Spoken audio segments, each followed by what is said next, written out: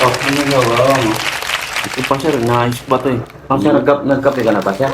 Pwede ako nito sa akin. Pala eh. Tsa. Oo. Lang ako. Tinapay sir, tinapay. Sige, sige na lang. Ano eh. Isa na lang, iayain pa. Hindi, kaya ako nga ito sinabi sir, para sa to.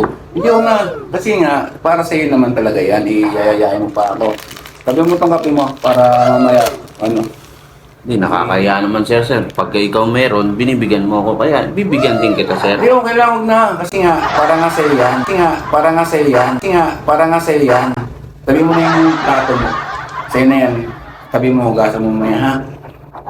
Tapos, salamat dito sa, ano kasi, sa tutulang busog pa naman talaga. Pero, ayaw ko sana, siyempre, grasya yan, ang lang namang tanggihan mo, di ba?